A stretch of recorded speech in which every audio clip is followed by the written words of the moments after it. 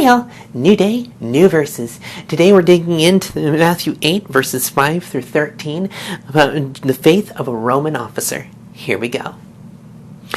When Jesus returned to Capernaum, a Roman centurion came and pleaded with him, "Lord, my young one lies in bed, paralyzed and in terrible pain."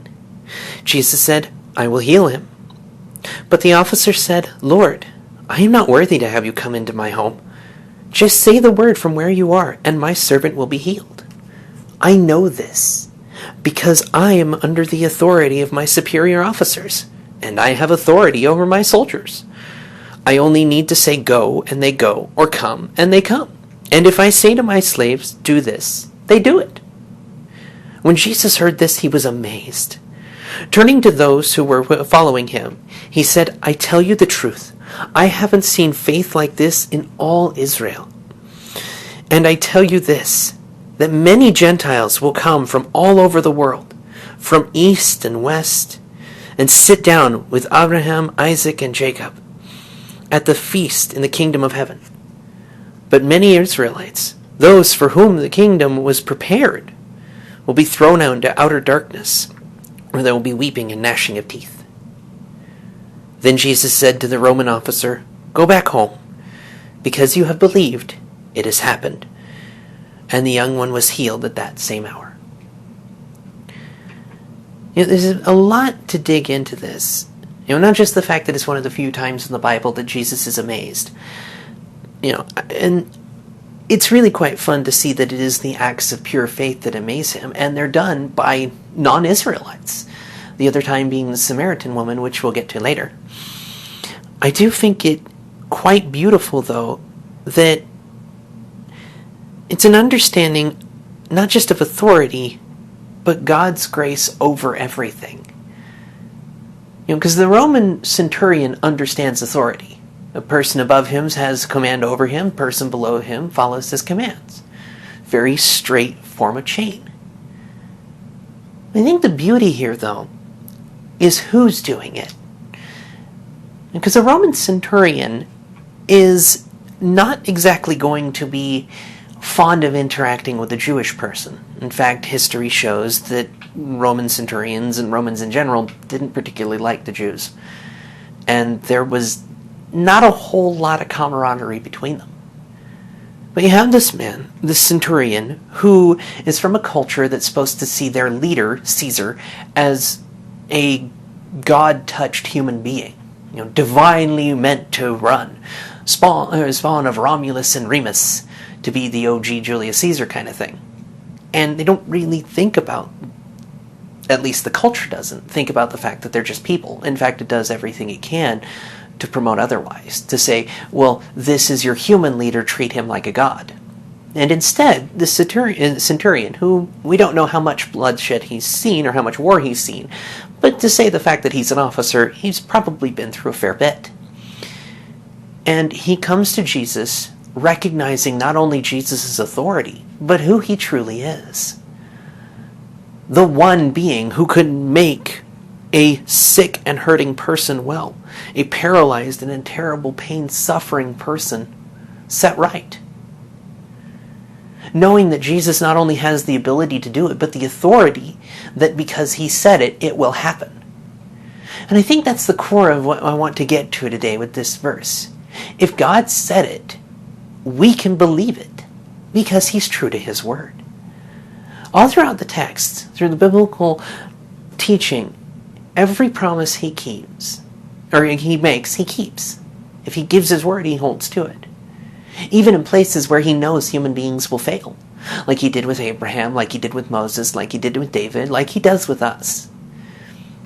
He will routinely push through if we let him. Because all we have to do is trust. And I know that as well as trust, but it's that opportunity to walk in relationship. Because this centurion knows who has the authority, who has the power. And he went to the one person who could set it right. He didn't fight through the human way of doing it or the bloodthirsty way of doing it. He said, no, I have a problem. I know the solution. I'm going to go get it. Because the text says that he's trying to have this servant or a child helped. And when you're trying to help your child, when you're trying to help somebody you love that much, you will push through whatever it takes to get that person help. You want to go right to the fix, especially if it's a kid. And so he does. And he does so in absolute trust that the Lord of all creation has authority to set it right. And that's the kind of faith that I think we're invited to have as well. Faith that says, I am under the authority of God. All things are under the authority of God. The word itself says that all authority comes from God. Jesus himself to Pontius Pilate, you have no authority over me but that which is given to you by heaven. So if we understand where our authority comes from, who has the true authority, and the rules by which we are set to live, in love and understanding and other-centered focus, then we can have that same kind of amazing faith. Because he says exactly where that kind of faith comes from. Jesus calls it faith. No, haven't seen faith like that in all Israel. To him, it's just something he knows. And he knows it because he is a soldier. He knows it because he's under authority of his superior officers and has authority over his soldiers. Jesus sees faith and trust. The centurion says, I know what I've seen, so I'm going to trust. And I think that is the opportunity we are given daily. Each new day when we wake up with fresh air in our lungs and beautiful skies above, we have the opportunity to say, I am under the authority of the Lord, not the world's, not difficulty, not trial, not these giants that I'm facing. I am under the authority of the Lord. And more than that, these uncircumcised Philistines, to borrow from David, are under the authority of the Lord too. Which means these giants will fall. It may not seem it in the moment, but that's where it is that same bit of trust, as with David slinging the stone. Simply believe that God would do it, because God is greater still. And we have that opportunity to embrace that, to believe that God is greater still. Those moments of waning, think back to when God has proven himself true. Because he's promise keeper. And if you're waiting for a future promise, think back to the ones he has fulfilled.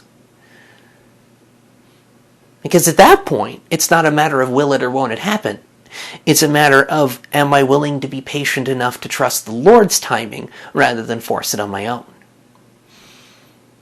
Because that's the opportunity we're given here, release. This centurion, the child that he wants to have saved and helped, he's not going to all these different places. He's going straight to where he knows the solution is. That's what we can too. Jesus has made the way clear. We can go straight to our Abba and talk to him. And we've surely seen that he's willing. He said it himself, knock and the door shall be open. Ask and you shall receive. Seek and you shall find. So if we truly believe that, and we truly want to dig into a life where we live like we believe it, then stop chasing after a temporary fix and go for the answer. Jesus, the Lord of all creation, who not only sees the difficulty, but sets it right. Because this is a man who has, as an officer in the Roman army, has probably seen charlatans, probably at least 2 continents worth of campaigns, just because of where the Middle East is, and Roman history. And if he's going through and seeing all of these different, attempts of magic, or attempts of these, or, all these different coulda, shoulda, wouldas that we think will work, but instead goes for the one who truly has that authority. And I think in parts it's also recognizing that authority. Recognizing that God has authority over the giants in our life. That when he has us, that when we are his, we can live it. And as I close up here, I'm going to reference back to Paul for a moment. When he's talking about sexual purity, he says that we are not our own, that our bodies have been bought at a great price. We have been bought at a great price. His death on the cross.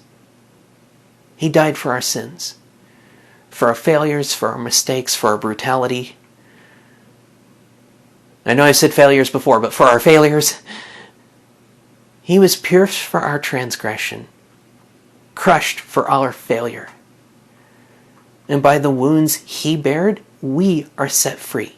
Anyway, we are allowed to run to him. So why not do it?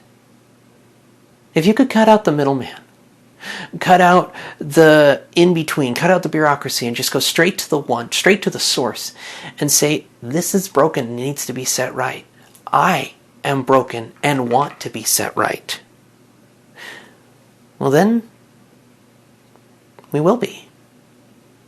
We just have to let him. And that is the invitation. Are we willing to let him? Are we willing to recognize his authority over us? Or do we want to be in charge and continue the brutality that our species has seemingly mastered for thousands of years? Well, I will leave you with that for today. Tomorrow we start with Jesus healing many people, including Peter's mother-in-law. I look forward to seeing you guys then. May his favor be upon you, and know that he's got it.